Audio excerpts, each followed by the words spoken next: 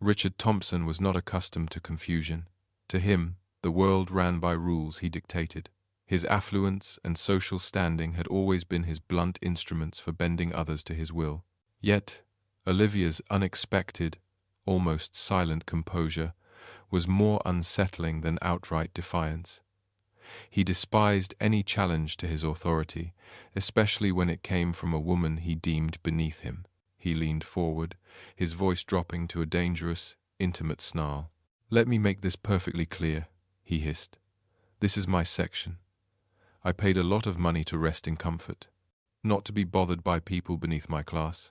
His cutting words sliced through the cabin's stifling silence, drawing gasps from several passengers.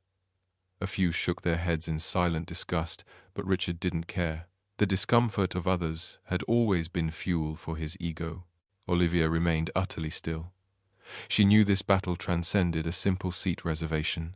Born and raised in working-class Atlanta, she had climbed a ladder built on grit, facing countless men like Richard, who sought to diminish her based on her appearance and gender.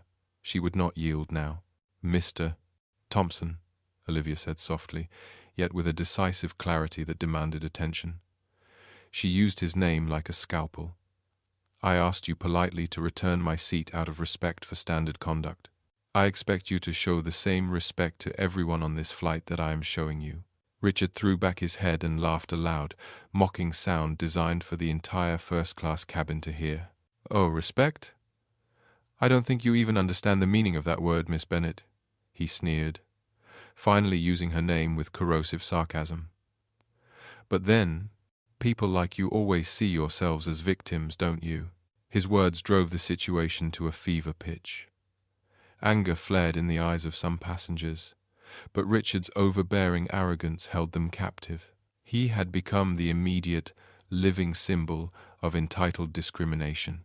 Olivia met his gaze, her eyes burning with a controlled, unshakable resolve. She silently vowed that even if it meant delaying the departure, she would not yield. This was not a negotiation. It was a forceful declaration that privilege would not crush dignity. Before the tension could break, a poised, gentle voice intervened. Emily Parker, a seasoned flight attendant, stepped forward with professional grace. "Sir," Emily addressed Richard carefully, her voice low and even, "we must adhere to our assigned seats. We are moments from pushback." Richard whirled on Emily, his composure shattering into pure, blazing irritation. He hated being instructed by those in the service class. He drew a sharp breath. "I already told you," he barked, deliberately refusing to use her name.